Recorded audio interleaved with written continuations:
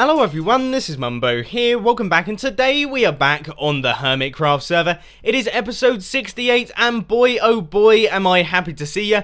We are currently over at my jungle base, the Mumbo Jumbo Jungle base. I can't get enough of saying that, and we are actually going to be working over here in today's episode. We aren't going to be working on the slime farm, however, because, ladies and gentlemen, I have got some bad news for you. I am not feeling so hot about this project anymore. When I first started, I was like, yeah, build a hole right the way down to bedrock, and then I'll fill it with a slime farm, and it will look really awesome, and I can't wait. And then gradually, it sort of dawned on me that this was a huge project, and we finally did the hole at the end of last episode. And I don't know if you noticed, but I was sounding a little bit down in the dumps. I was like, oh yeah, we're done. It's alright. Don't know if I want to do a slime farm, and I'm still humming and hawing about the idea of a slime farm, and a lot of you are also split. You're like, yeah, you could do a slime farm, or you could build like a rocket launching base, and that would be awesome to have like a rocket sticking out. But that said, I'm not too good at building, so it would probably look like something that I definitely don't want it to look like, if you know what I mean. Rocket shaped, sticking straight upwards. No, we don't want any of that going on in the Mumbo base, so we aren't going to be working on that in today's episode. However, we are going to be doing something equally, if not more awesome. We are going to be hopping forth into the 21st century. Get ready, because this has been in the making for a while now. We are going to be building an automatic sorting system. Yes, you heard me right. We are going to be automatically sorting a lot of the items in here. Now, we aren't going to be doing all of the branches. For example, this one is made up of mostly unstackable items, so it would be fairly pointless for this to have a sorting system. But this one over here, this whole side is made up of items that I use very often, and for that reason we're going to be automatically sorting them. So all we have to do is dump them all into the chest, and they will travel upwards and go along into all of the various chests that they need to go into. Now, I am extremely excited for this because it is going to improve my quality of life tenfold. So what I'm going to do is hop into my redstone testing world, and we will try and come up with a design. So here we are then. I have done a bunch of work on the outside of the Hermitcraft server, aka offline in my testing world here. I'm sure all of you have seen this, but I always like giving a little show round. It's not particularly big. I lost the other one that I had, which is a shame. But yeah, I'm still fairly proud of all the creations in this one. But anyway, if we take a look at what I've got here, basically, I have modeled my storage system. We've got the two-tier design with double chests there. Looking good, and it always looks good if you stagger your chest, but it is always very problematic to work with in terms of redstone, because you have to do a little bit of canoodling, fandangled stuff, you know the drill. But anyway, as you can see from this little mock-up, it is going to use a lot of hoppers, and I mean a lot of hoppers. In fact, let's take a look. How many hoppers does it use per tile? 1, 2, 3, 4, 5, 6, 7, 8, 9, 10, 11, 12. 12 hoppers per tile.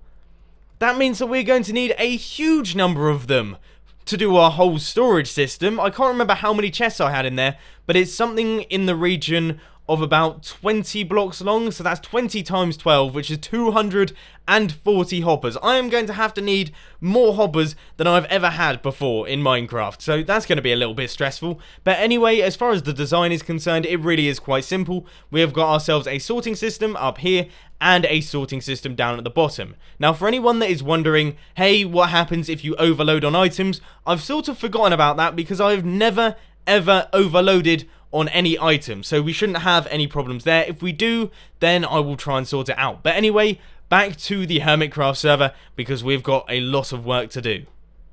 Okay, so one thing that you might notice is that those pesky cows are now gone. The mushrooms have finally flown the roost, and they are no more. They are reminiscent from a prank that was pulled on me around about 7 months ago by King Happy, and I've just never thought to change them back into normal cows. I suppose they added a little bit of colour to the place, and I always like that, but I am sort of glad that they are now gone. But yes, I've already started work a little bit on clearing out this area, but one thing that just popped into my mind is the fact that we need quartz. We need quartz for all of these comparators. So what we are going to be doing is heading over to Exuma's base and buying some off him. Now, I have heard that he charges 1 diamond per stack of quartz ore, which in my opinion, that's a little bit low. So I think we're going to pay him a few extra diamonds just for being a generally nice guy. And also, we're going to be taking a lot of quartz off him. So we might as well give him a tip. So anyway, I'm going to head over there and then I'll catch you guys in a little bit. Nether hub update. Same as always, but looking good. Quartz has been purchased. Now I really am trying to watch my back here. But as you can see, I bought quite a lot of it. 10 stacks, in fact. And we have got to break all of this. So what I want you to do is hop down to the comment section and suggest how much quartz you think I'm going to get from 640 blocks of quartz ore. Now I am going to be using a Fortune 3 pickaxe. So hopefully it is going to be absolutely tons. And we will never, ever, ever have to worry about quartz ever again. Wouldn't that be lovely? So let's begin.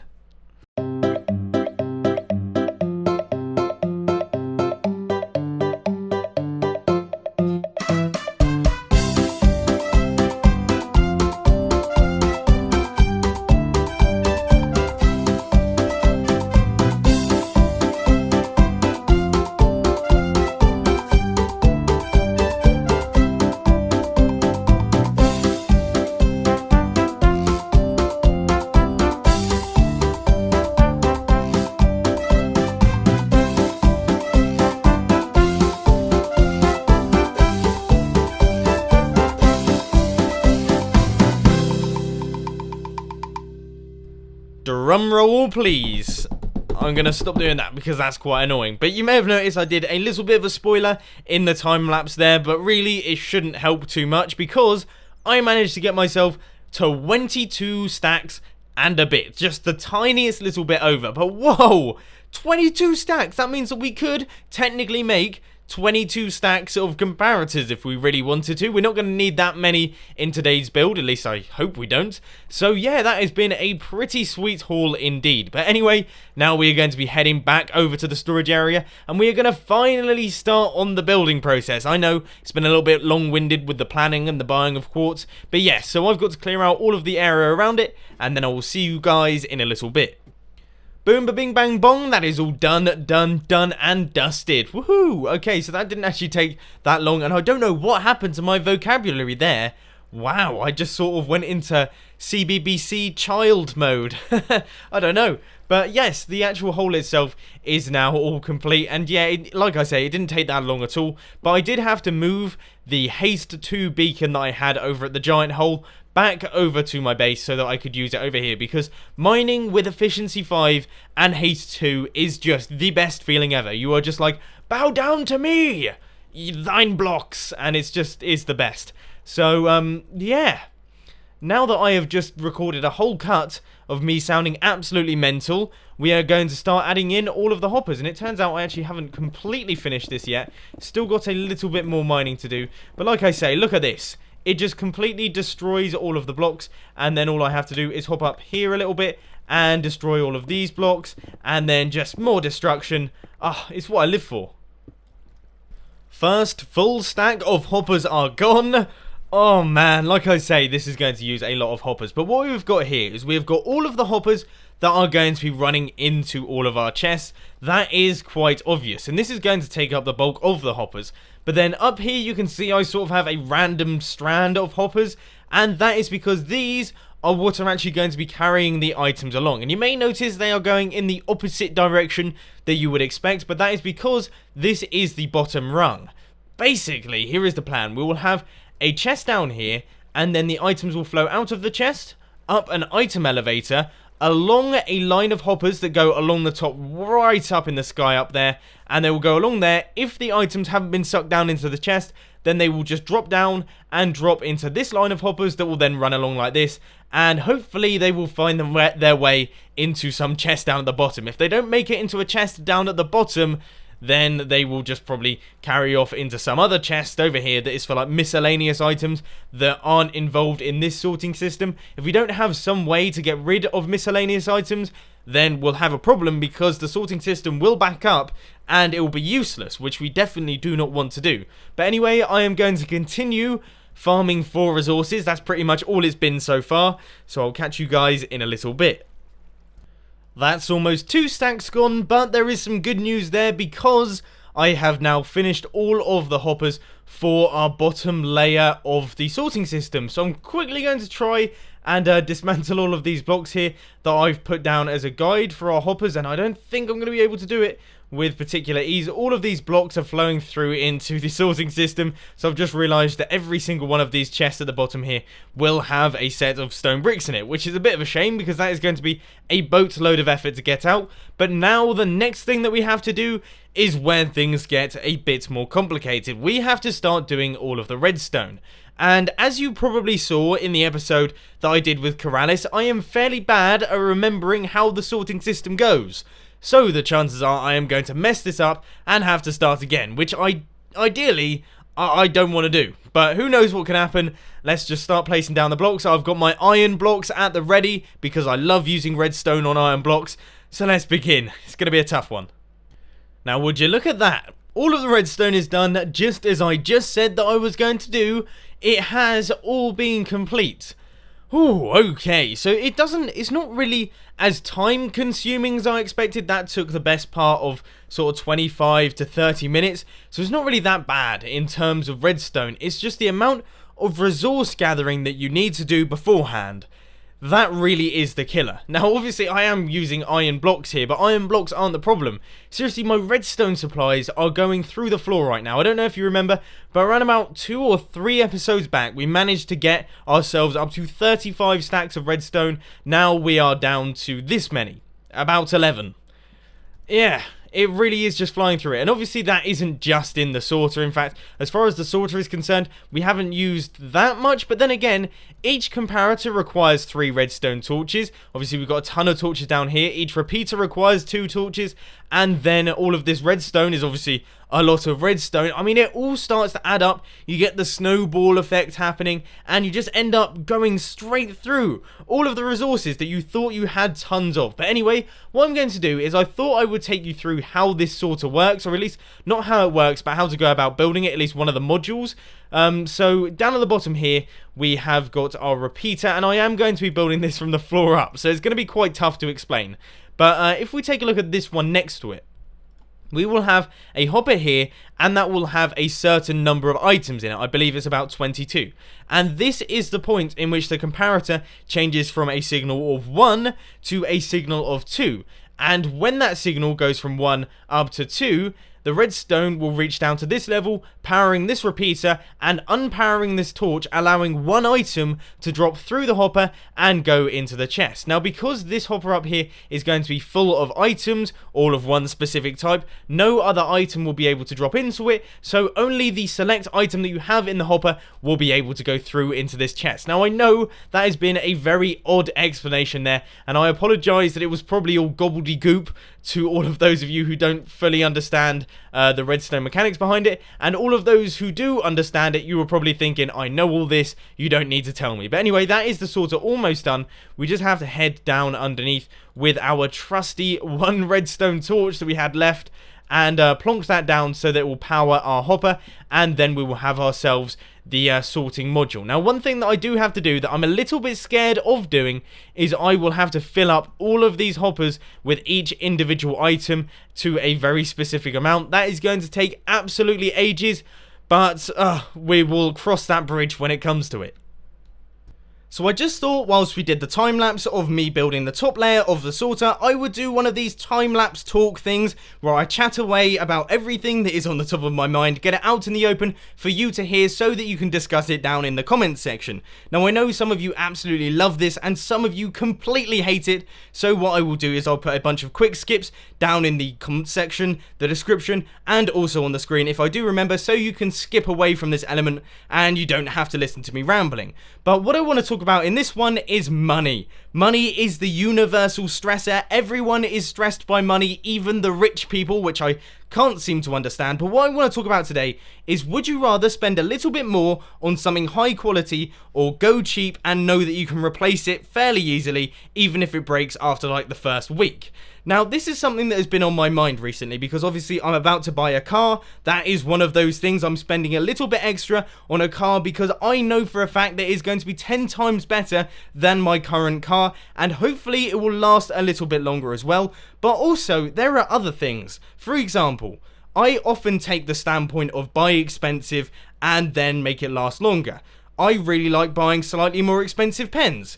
I would much rather spend more than £20 on a pen than buy a Bic Biro that I know is going to break and I'll have to go down to the shop next week and buy another one. I guess that is just my mentality. And I've got a little side story to talk about here. I own 3 nice pens and I've owned 2 of them for about 2 years, and I bought one of them recently, and the one that I bought recently has broken. So this is why it is coming to my mind, because it stressed me out. It sort of flipped my mentality. I've always thought if you buy something a little bit more expensive, then it will last for longer, it will be high quality forever, and you'll be happy with it. But now this one is broken, I don't know what to think anymore, and this is why I'm bringing it up in the video. Now, another thing that I want to say is, now that that's happened, I've been sort of looking around for other instances of this, and I was taking a look on the Harrods website. Now, I don't know if any of you know what Harrods is, but it is an incredibly expensive shop in London where all of the rich people shop. A sandwich costs like £80, and I was taking a look on their website at all of their clothes, and I was looking around, and some of their stuff is absolutely horrific. It is so ugly, and I don't know if it's just not my style. I guess it has to be someone's style because it's clearly gone into production. But, for example, there was a chainmail hoodie for £11,000. Who has £11,000 handy and goes, you know what I could do with? I could do with a chainmail hoodie. No, it just doesn't happen. At least I don't think it does. And this is where I start to get a little bit confused, because obviously looking on Harrods' website, clearly none of this stuff is particularly nice, yet it seems to be so extortionately priced. I guess the rule doesn't apply, you know?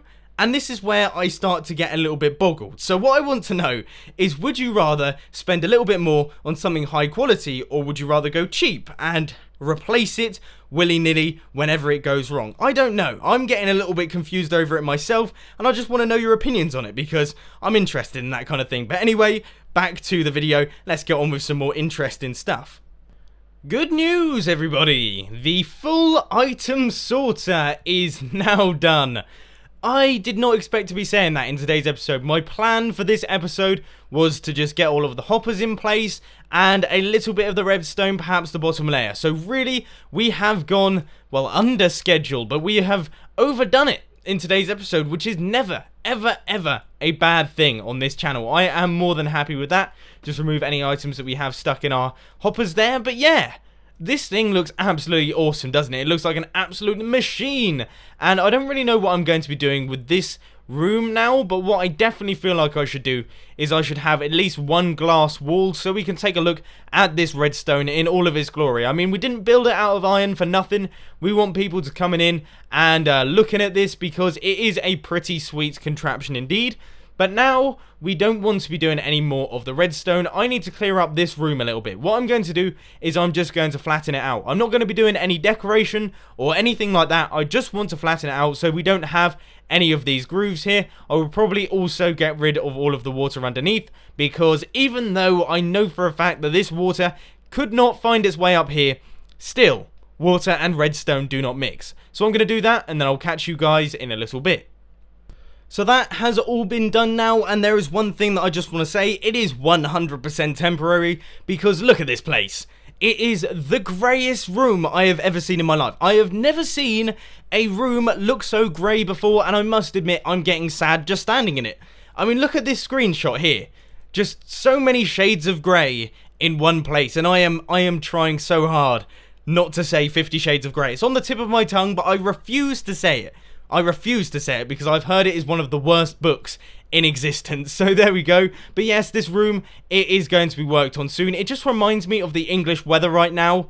Yeah, we had really nice sun for like 2 weeks, and then suddenly it has gone back to being grey and rainy. So there we go. And just as a fun fact, I believe that is the first time I've mentioned weather in one of my videos, which is amazing considering I come from England. But anyway, unfortunately, I feel like this is the end of the video. That is all I've got time for today, folks. In the next one, we will be working on the item elevator and also filling up this sorting system, which I know for a fact is going to take the longest out of anything I have done so far in the build. So I'm not looking forward to that, but also we'll probably mix and match, add a few extra fun things in there. So basically, what I'm trying to tell you to do is you should watch the next video. But if you did enjoy this one, please be sure to hit that like button, and if you really loved it, then make sure to subscribe. But thanks for watching, guys. This has been Mumbo, and I'm out. I'll see you later.